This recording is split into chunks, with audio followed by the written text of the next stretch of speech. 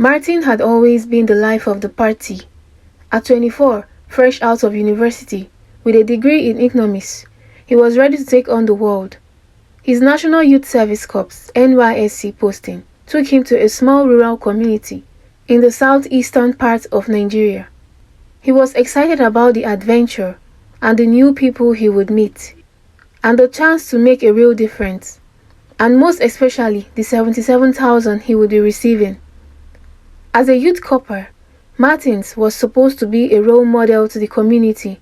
He was assigned to teach economics at the local secondary school, but he quickly found himself distracted by the sights and sounds of his new environment. The community was small, close-knit, and everyone seemed to know each other. The young women especially caught Martin's attention. They were beautiful, eager, and seemed so innocent. It didn't take long for him to become a local heartthrob. His charm and good looks quickly won over the girls in the village. He was the kind of guy who could make anyone laugh, the kind who could hold their attention with ease. But Martins was more than just a charming teacher. He was also reckless. Within a few months of his arrival, Martins began a string of relationships with several young women in the community. "I can take care of you," he said to one of the girls in the community he had been eyeing. She believed him because, after all, he was a salary earner. "I love you and I want to spend the rest of my life with you," Martin said, maintaining eye contact with her.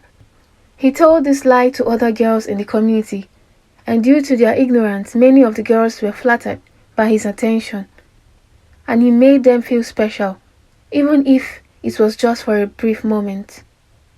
What started as harmless flirting soon spiraled into something much more. Martins didn't see it at first, but his careless behavior was having real consequences. Martins promised himself that it was nothing serious, that it was just a bit of fun. He never expected anything long-term. After all, he was a youth corper, and his time in the village was temporary. But what he hadn't anticipated was how quickly things would catch up with him. One day, Ngozi, a bright student, an ambitious student, came to his house after school, visibly distressed. Her hands trembled as she handed him a pregnancy test. "I am pregnant, Martins," she said, her voice breaking. "I don't know what to do." Martins felt his heart drop. He had always been careful, he told himself. He hadn't planned for this. He didn't expect it. But the moment she told him, he knew he couldn't deny the truth anymore. He had been reckless. He had taken advantage of the trust these girls had placed in him. Now one of them was pregnant, and he had no idea how to fix it.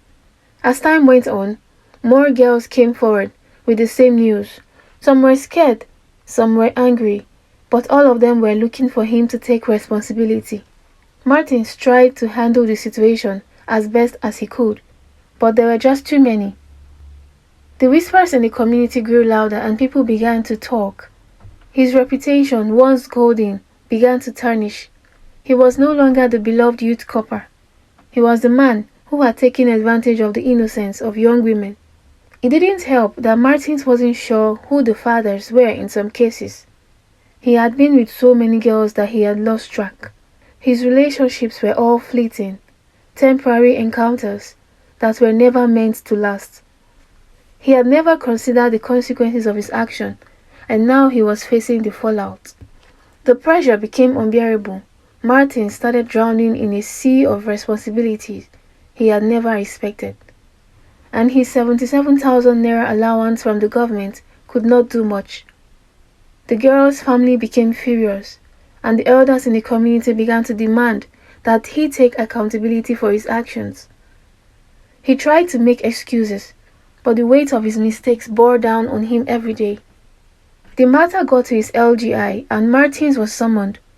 His family were contacted too. By this time, Martins knew he was doomed. A decision was made that Martins take full responsibility for all the women he got pregnant in the community. His family felt shame due to what their son had done. The news was all over.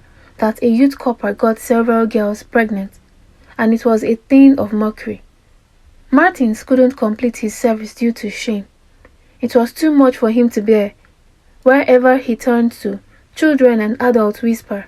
He ran away on his own one evening and was never found. His parents looked for him tirelessly. The girl's family also looked for him, but to no avail.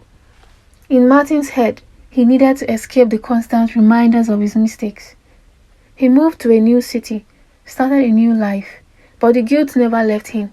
Every time he saw a pregnant woman, every time he heard a child cry, he remembered the lives he had affected and the girls he had left behind. He thought of going back home, but he knew nothing awaits him there. Martins looked back on his time as a youth corper with deep regret.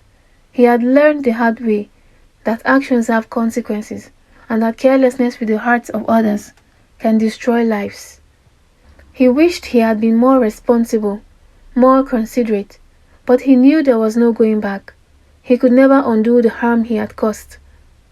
Martins spent the rest of his life trying to be a better man, haunted by the memories of the girls whose life he had disrupted, forever carrying the weight of the mistakes he had made. The cost of his carelessness was something he would never escape, and maybe one day he will go back to take full responsibility. Hope you enjoyed this story. See you in my next story.